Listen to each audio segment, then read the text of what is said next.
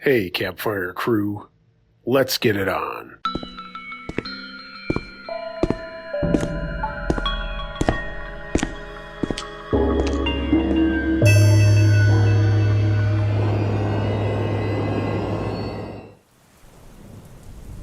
Received a warning by Anonymous. In 2006, I used to live in Aberdeen, Washington. Let's just say the garbage can of Washington State. I was at the mall and I felt someone staring at me hard. And I turned around and a handsome young man, I was 18 at the time and he was around the same age, in a black leather jacket came up and introduced himself. I'll say his name was Chris. I introduced myself back, and that was it. He was kind of quiet and off, so I wasn't too interested. While walking through the mall, I noticed he was following me from store to store. I got really scared and hopped on the bus to go home. When I got on the bus, I saw him get on at the end of the line. He ended up following me home, and the guys at my house chased him and beat his ass. Fast forward, he stalked me for about 2 years until I got a restraining order. Like literally peeping through my windows and showing up at my job, interrogating my coworkers. I ended up moving out of Aberdeen to my current city.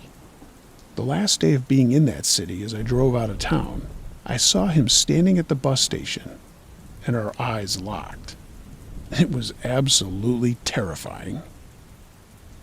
9 years later, I received a call from the King County Sheriff in Seattle. He told me he really didn't do this sort of thing, but what he was told was so concerning, he had to warn me. He asked me if I knew Chris and if we had had any contact. At first, I didn't even remember who he was talking about.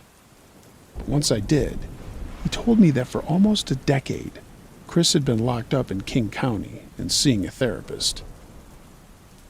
He told me this kid was crazy, like burning a school down and stabbing animals crazy. He said that he needed to warn me because for every session the guy had been having with this therapist, he kept talking about his wife, how she betrayed him, and how when he gets out, he was going to kill her. He somehow knew what city I was in and had plans. The sheriff wanted me to know this because in Chris's head, I was his wife, and the woman he had been talking about killing for the last decade, almost every day. The sheriff was calling me because the guy was about to be released. This was around 2017. I've moved and changed my name since then, and I've never heard from Chris or the sheriff. I tried to look things up, but I can't find if Chris has been released or not.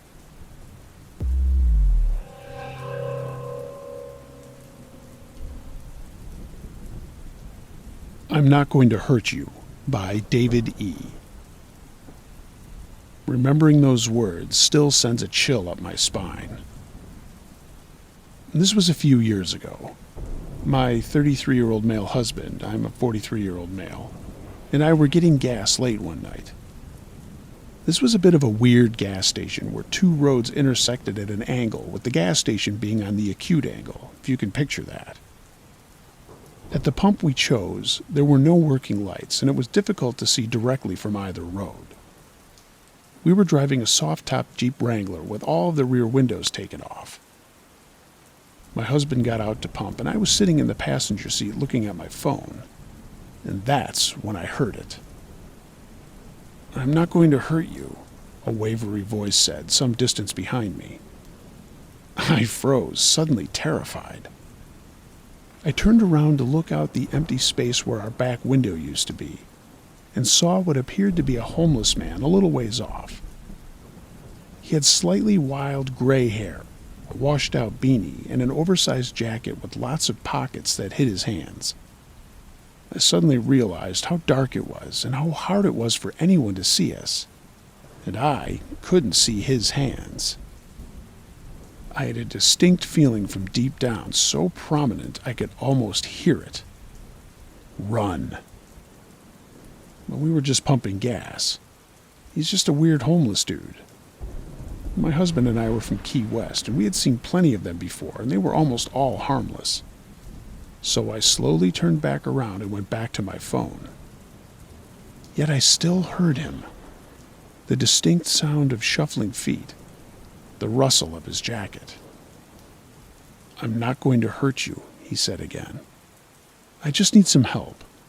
Do you have any money? I'm not going to hurt you." At that point, I could tell he was almost in the Jeep. We had only been there a couple of minutes, and we'd been almost empty. There was no way the tank was full. Without warning, my husband rushed into the Jeep and hurried to start the engine. I could tell his hands were shaking. He managed to throw the car into drive, and we peeled out of there. I looked behind us and saw the man standing there, not reacting, next to the dangling nozzle my husband hadn't bothered hanging back up. As we turned out of the gas station, my husband said, "I just had the most horrible feeling. Something in me just told me to run." I looked at him in horror and told him I'd felt the same thing. I felt tears coming to my eyes as I thanked him for listening to his instincts. We went home feeling quite shaken, just going over the events we had seen and the fear that we had felt. It was a day or two later that we watched a YouTube video by a security analyst, Scott Stewart, on the Kenyon Mall shooting. And he said that in every event like this, there are people who said, quote, "Right before it happened, I had a terrible feeling that something bad was about to happen," unquote. He added that some people listen to that feeling and leave the area, while others mention how they regret not listening to it. I burst into tears hearing that, knowing the feeling he had described all too well. I had had that feeling, and I was one of those who ignored it. I remember crying, "Thank you," at my husband for listening to his sense of danger. Now, it is fully possible that that was just a harmless person asking for money in a slightly creepy way, and that nothing bad would have happened. But I can't stop remembering how the weird angles kept anyone from seeing us. I can't stop thinking about how dark it was, and I can't stop thinking about that guy's hidden hands. And I still get full body chills remembering him say, "I'm not going to hurt you." Moral of the story, I guess, if you ever get that distinct feeling that something bad is imminent, leave the area. It may be a false alarm, and if it happens a lot, you may have a hyperactive anxiety response and might want to try Lexapro. But it's better than going through the rest of your life wishing you had listened to that feeling.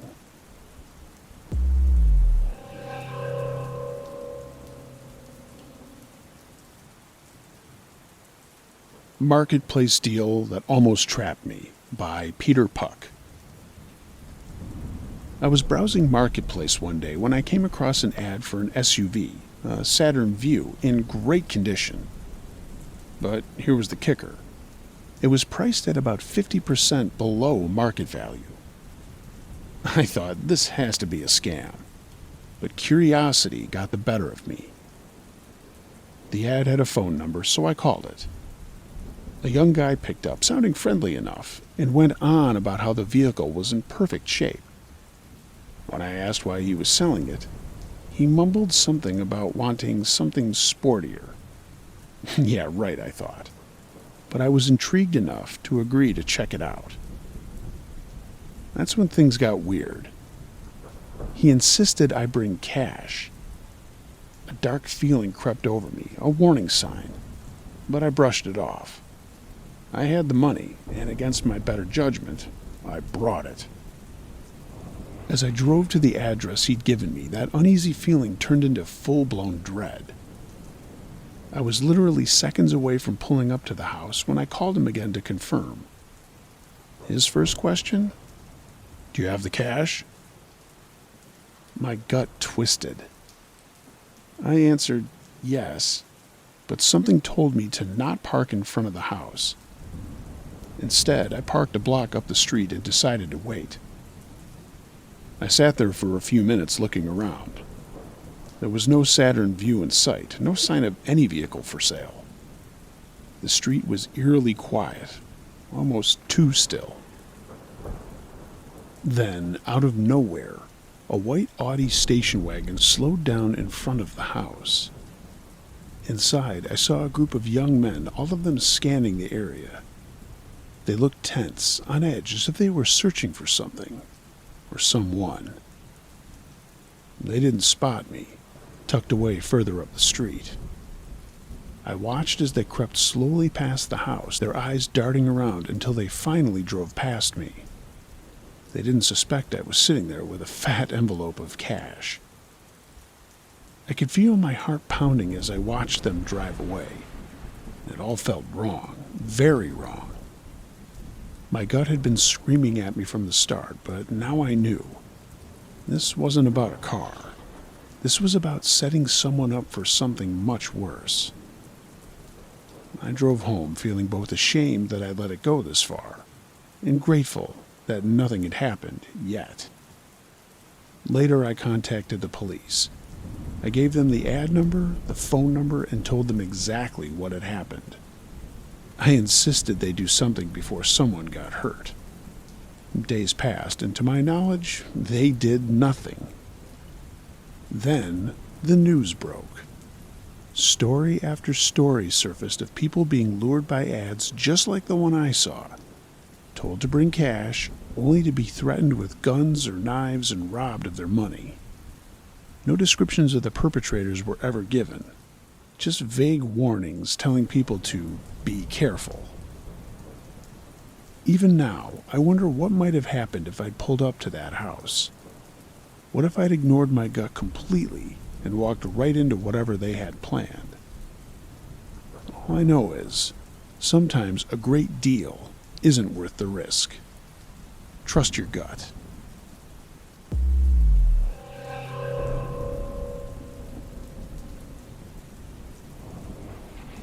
Goat Canyon Trestle by Icy Quail. In the late fall of 2010, my dad, mom, sister, uncle, and I decided to try and hike to the Goat Canyon Trestle, located deep in the desert of San Diego County, in Southern California near the Mexico border. The trestle is basically a very tall bridge-like structure made entirely of wooden beams and columns that was built with the railroad in the early 1900s. The railroad is now decommissioned, and the tracks, bridges, and tunnels are all abandoned. There's a lot of good and interesting information about the trestle online if you're interested. It's allegedly one of the tallest freestanding wooden structures in the world. I believe now that there is a lot more information on how to hike out to the trestle online. But back in 2010, there was very limited information about it, and you really had to search deep to get information on where to start and what route to take. My uncle was super into these remote abandoned locations at the time, and it was his hobby to research and plan out how to get to them. There was no dedicated trail at the time to the trestle. I'm not sure if there even is one today, and you had to more or less make your own path across the rocky desert hills. I was a sophomore in college at the time, and we all decided it would be best to do the hike over Thanksgiving weekend when me and my sister would be in town for the holiday, and it would be cool enough temperatures to attempt it. When we got to the location where we parked our car, it was pretty barren and out in the middle of nowhere with desert all around. My uncle told us we would have to hike up into the hills ahead of us and then down the other side through a canyon that led to the trestle. It's this canyon that the trestle traverses. The hike started off without incident, but the lack of a dedicated trail soon made it difficult. The terrain was very rocky, with loose slate-like rocks that were lined with sand and made you slip and fall easily. Within the first few hours, I had fallen and scraped my knees and hands several times. It was a lot of scrambling over rock to get up into the hills, and it took us much longer and a lot more effort than we expected.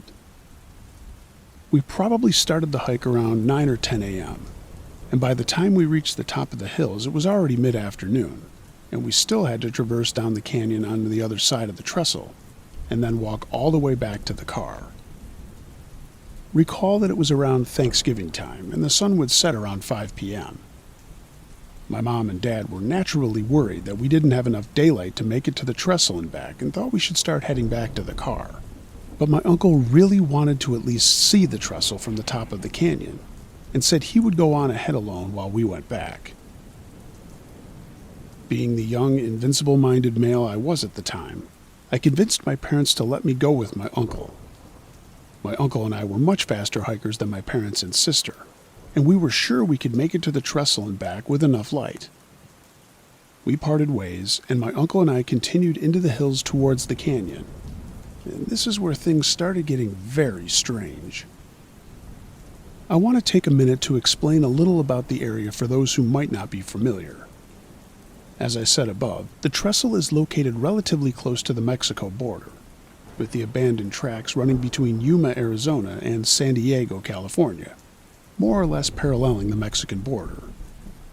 This area, at the time, was well known to be a very active route for illegal immigrants crossing into the United States from Mexico. There were stories online that my uncle found that said that people would hide in the abandoned train tunnels to escape the Border Patrol officers during the day, and would then walk the abandoned tracks at night. Border Patrol was also very active in the area at the time. It was also a hotspot for coyotes and mules. Not the animals, but individuals who help escort immigrants into the country, and individuals who are transporting illegal drugs. Getting back to the story, my uncle and I continued through the hills in search of the canyon that led down to the trestle. After we had been walking for a while, we came across a small grove of fan palms. If you're not familiar with fan palms, they are basically a shorter and stockier version of a typical palm tree, with a lot of palm fronds arranged around the trunk of the tree, such that the actual trunk can't be seen behind all the fronds. The palms in this grove were all relatively short, ranging maybe from 8 to 10 feet tall, and the fronds dropped all the way to the base of the tree. I remember it was a little creepy coming across the grove in the middle of the hills. It felt like something was behind the thick layer of palm fronds watching us. I would be lying if I wasn't a bit relieved when we continued past them. Eventually, my uncle and I found the canyon that we thought led down from the hills to the trestle. The canyon was very rugged, with tons of loose rock, and you can only imagine how difficult it was trying to go down it, slipping and sliding over rocks the whole way. Once we were about halfway down, the sun was just starting to set, and that eerie quietness that comes with sunsets in the desert washed over the canyon. It was also starting to get cold, with the sun dipping below the hills, covering the canyon in shadows. It was around this time that both my uncle and I started seeing things. We both swear we saw my mom at the top of the canyon looking down at us. My uncle joked with me that my mom would never let me go on alone, and she must have followed us. Well, we continued down the canyon some more, and when we looked back up there was no one there. We thought maybe she had just walked behind some rocks or something and began calling out to her from below. There was no response. I admit I was a little freaked out then and told my uncle we should start heading back, but my uncle wanted to keep going and insisted that we must be close. He was right. Around the next few bends, we saw the trestle ahead of us. It was very cool to see, but we still had a good way down the canyon to actually get to the base of it, let alone climb to the top of it, which was our original plan. My uncle, being the crazy adventurous guy he is, insisted we keep going.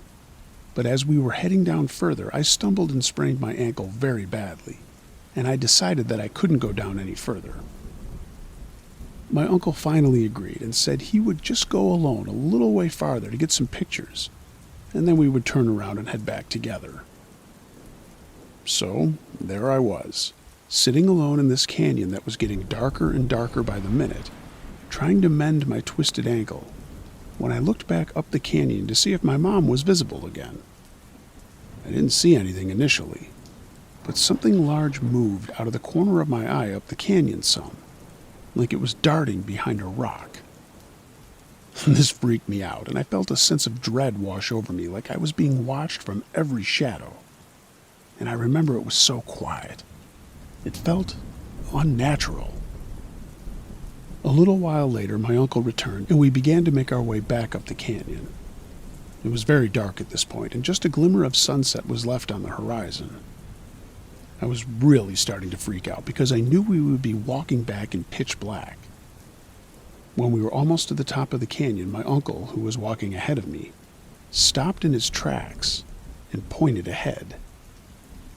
It was my mom again, standing at the top of the canyon looking down at us. We both yelled at her, but she didn't respond or even move. She just stared at us. We continued forward, thinking maybe she couldn't hear us, and when we came around the next bend, she was gone again. I was losing it at this point, and I'm not sure what I would have done if my uncle hadn't been there with me. We eventually made it to the top of the canyon, and it was indeed pitch black.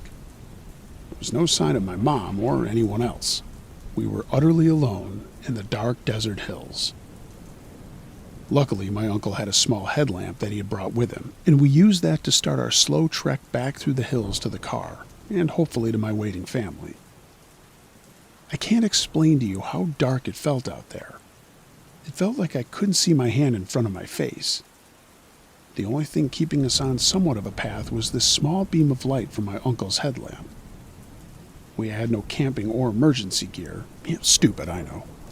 But we were able to find the small path we had come by on the way to the canyon and began following it back. After some time, we made it back to the grove of fan palms.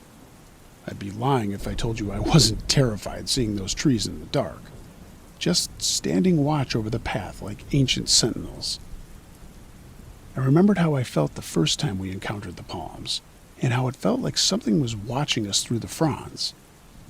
I hesitantly followed my uncle through the trees. As we walked by, there was a loud rustle from one of the trees, much too loud to be a rodent or a reptile. My uncle swung the headlamp around on the tree, but there was nothing there. A few seconds later, there was more rustling from the tree behind us. Again, my uncle shined the headlamp at the tree, but it was completely still. It was at this moment that I felt something push me hard away from the palm I was standing in front of, and I crashed down into the dirt. I remember it felt like something had reached through the fronds and pushed me from behind, but I don't remember hearing any rustling, even though I was so close to the tree. I was utterly freaked now and started yelling at my uncle that something had pushed me from inside the tree.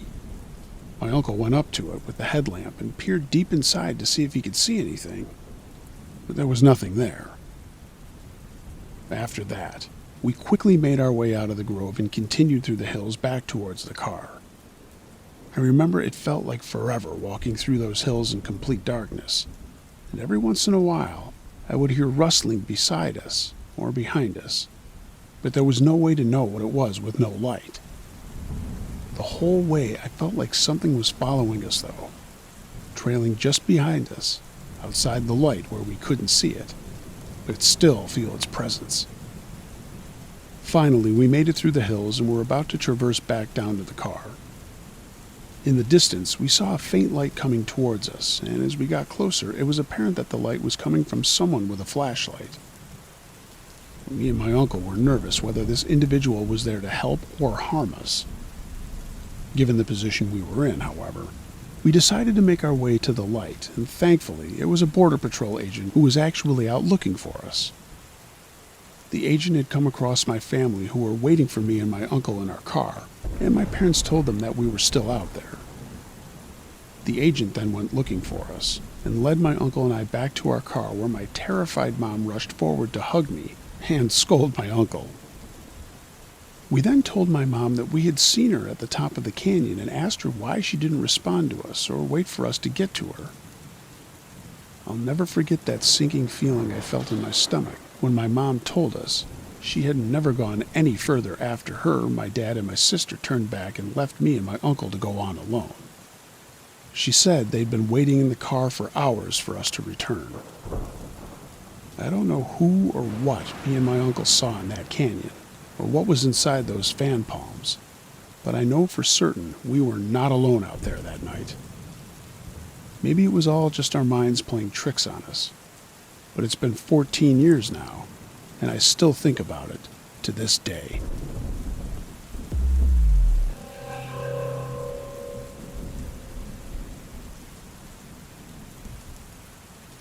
An Empty House by Pumpkin.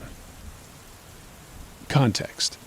At the time of this happening, I was being pimped by my partner. It was early nighttime and I was getting ready for work.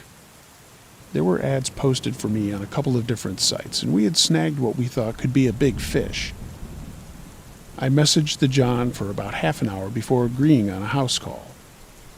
The house was completely across the city, in a very wealthy neighborhood. The John told me to let him know when I arrived. He was working on his PC in an upstairs bedroom. My partner and I got into the car and drove to the address provided. He always waited nearby while I worked. But when we arrived at this house, we both felt uneasy. I messaged the John once I was in the driveway to no response.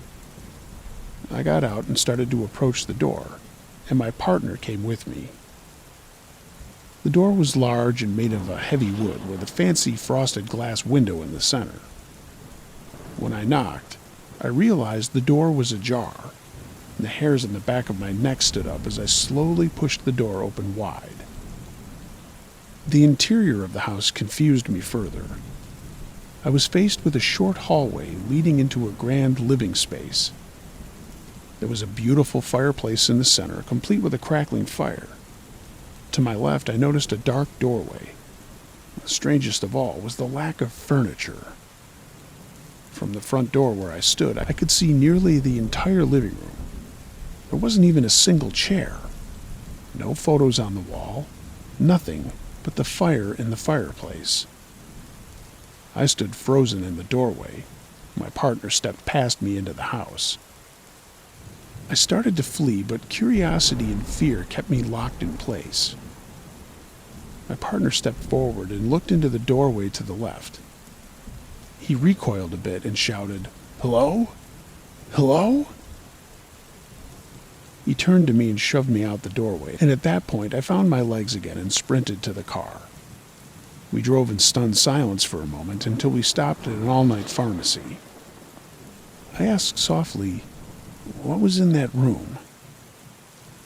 He said very slowly, "An air mattress, with 2 people on it, sleeping, I hope."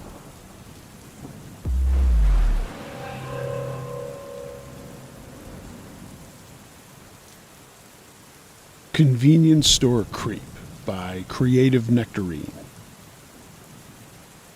This was 11 years ago. I was 19, working at a gas station that's part of a chain in my area. There were these 2 guys who were Marines that would come in regularly. The one guy was of Asian descent and would always try to flirt with me. I acted oblivious to it and went on with my days, but after they'd been coming in for a while, he asked me out. This guy was 35. I'd carded him when he bought cigarettes because our store was super strict about carding everyone, so that's how I knew his age. When he asked, I said no and kept it professional and asked if he needed anything else. But he would ask me out every time he came in, and would get more and more frustrated when I said no. Just his body language and whole mood changed when I said no. I told my manager he was making me uncomfortable. She didn't seem to care and said to treat all customers with respect. A couple of months later, my friend was looking for a used car on Craigslist, and she decided to look at the missed connections section to laugh at all the posts on there. It's not a thing anymore, but it used to be kind of like a dating section where you could post about seeing someone you were interested in, but didn't get to exchange numbers or talk or whatever. Lo and behold, this guy posted one with my name and the name of the store I worked in and the town. I don't have the most common first name, and I'm the only person there with that name. Well, we did have to wear name tags. I knew 100% the post was about me. It was about how he saw me at work, thought I was pretty, and wanted to go on dates with me. I was so creeped out, I showed my dad, and he emailed the guy from the listing telling him to fuck right off. I printed it out and showed it to my boss, and this bitch told me to just go on a date with him and say you're not interested. I was livid. About a week later, this guy's friend came in alone. Mind you, these men are Marines and not small guys. I rang him up and he asked me, "What's your fucking problem? You don't want to go out with my friend because he's Asian? He really likes you, racist." I stood my ground and said, "I won't go out with your friend because he's 35 and he's harassing me." Luckily, that was the last I saw of either of them. I got fired about a week later and got another job waiting tables. I never saw that guy again, and I hope I never do. My manager at the other place fired me for no reason. I found out years later she got fired herself for unlawful termination. She fired anyone she didn't like for personal reasons. I hope she never has a daughter. But to the Marine that harassed me while I was working there, I hope we never meet again.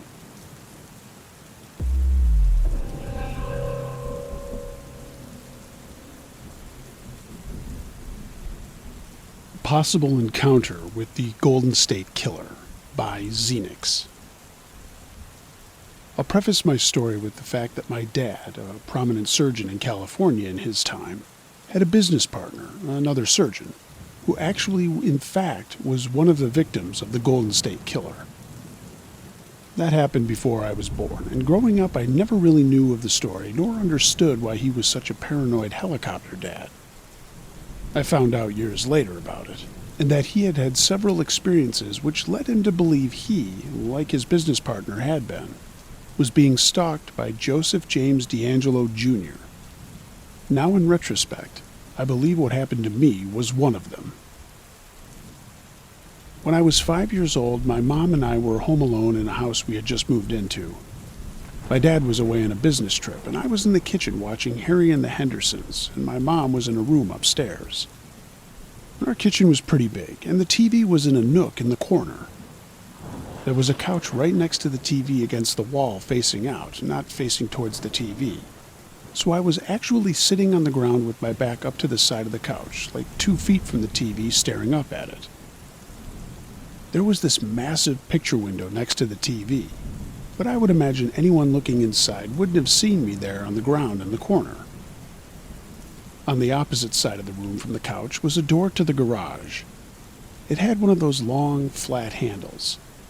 As I was sitting there, I began to hear a creaking sound and looked over to see the handle moving up and down. I still get chills remembering being alone in that big, dark room, illuminated only by the flickering of the TV, and seeing that handle moving up and down by itself. As soon as it stopped, I leapt up and sprinted up the stairs, screaming to my mom someone was trying to get into the house. She was upstairs with the windows open, and we both heard the crunching of feet running away on the driveway.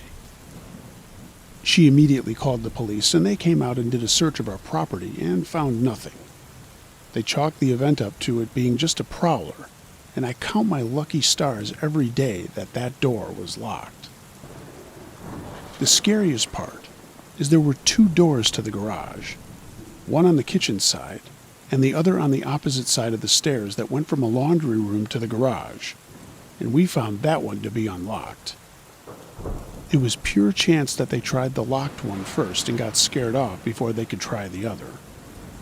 I truly believe if whoever was there hadn't heard me scream and run up the stairs at that very moment, they would have made it inside. It now makes sense to me that we moved 6 times before I turned 5. Based on the fact that my dad had odd experiences of break-ins at 2 other homes in the same neighborhood, where nothing was taken, but someone had clearly forced entry into the home, I think it was a distinct possibility that we had a visit from the Golden State Killer. He wasn't caught until 2018.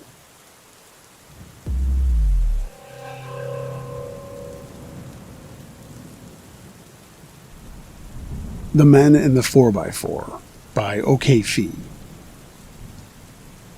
A series of events unfolded in my life, causing me to move out and live out of my car ever since a month ago. It's nothing new for me, however, as I've lived out of my car for 5 years prior in the past, and had never had any encounters. Until yesterday, that is. Something happened that's shaken me up. There's a small beach on the coastline which has been my go-to sleeping spot. On the southbound part of the road is a whole lineup of cars and RVs. Mainly other homeless, but also people coming to hang out because it offers a nice view of the bay. I usually slept on that side. The people who come out there to visit like to bring their beers, play their music, and gather outside. But it's super chill, and everyone keeps to themselves. Lately, I've been having trouble sleeping and tended to knock out around 2 a.m., not waking up until noon. The problem was, on the southbound side, the sun will bear down at 8 a.m., turning my car into a sauna in the morning. About 100 yards down on the northbound side, there's this tiny hiking trail area in a vast lot just off the road, and there's a few trees there which offer shade well until the afternoon. There's also a park right across the street. It's a much more secluded area, but I'd been sleeping there for a week or so with no issues at all. Typically, there were only a couple of other cars parked around that area. Yesterday, I pulled up to my spot around 12:30 a.m. and found this large 4x4 pickup truck parked there. There was another car parked across the road and a third one on the other end of the lot as well. I thought, no biggie. There's a second tree just in front of the pickup which worked, so I pulled up there. But it was only a 20-foot distance between us, and I was in their direct line of vision. I realize now in hindsight it was a stupid move, but oh well. There were two people in the front seat of the 4x4, and they were playing their ranchera mariachi music, and there was also a dog left outside on a leash, possibly others in the back seat of the truck, but I couldn't confirm that due to the windows being tinted. I never made eye contact with them and kept my head down the entire time. I first went and took a leak in the forest, and then came back to grab my pillows and blanket from the trunk and hopped into my back seat. I assumed that would throw off any paranoia they might have had, seeing as that I had just come to sleep for the night. Within 5 minutes, they took off and drove up the road for a short distance, before suddenly making a U-turn and returning back into the lot. They did some weird random driving in front of me, then pulled back slowly and very close to my side. I rolled down my window. The passenger had his window all the way down, and he asked me something in Spanish, and his English was nil. He was clearly drunk, coked up, bloodshot eyes, pupils dilated, and talking in a slight slur. He was also visibly angry, expressing intimidation via body language. I responded to him in English, so he asked if I was Policia, and I was like, what the fuck? I said, nah man, I'm just sleeping here, showing him my pillow and blanket. But he kept pressing me. No, police come here. And I replied, no man, police no come here. Never, don't worry. I tucked my hand under my head as per the universal sign language of sleeping, again reiterating that I was just there to sleep. But he got frustrated and asked where I was coming from. I tried my best to de-escalate the situation and talk calmly and nicely, and even apologized if I happened to be bothering them. I directly asked him, do you think I am police? And he responded in the negative, shaking his head. I pointed up to the tree and tried to explain, shade para morning, shade para my car, just so he knew why I decided to park in that spot. But he either didn't understand or pretended to not understand me, and said, Policia, come here. Again, I told him, nah man, police don't come here. I sleep here every night, it's okay. Dude got pissed though, started halfway flashing something in his hand from behind the car door. It was a very subtle gesture, and I can't say for sure it was a gun, but he was definitely suggesting something. He then said, after today, no more sleeping here, and repeated it twice. Then just went off, okay, while pumping his chest, and piercing his gaze in a menacing fashion. Then the driver floored the gas pedal, and they took off in a frenzy. And as they were taking off, the passenger dude was hanging out the window, looking back and mugging the living shit out of me before they got back on the road, hit the accelerator again, and took off at high speed. I sat there for a good 10 minutes just so I wouldn't run into them a second time. And then I went to sleep near a Walmart instead. I didn't get their license plate, but since they likely had mine and knew what I'd look like, I figured if I came back, things would turn sour for me, and if I reported them anyway. I spent the whole day dwelling on what had happened the night before, and have little clue as to what made them trip out like that. My only plausible theory is that they didn't like me parking proximally to them, and took it as disrespect. Anywho, there goes a perfect parking spot.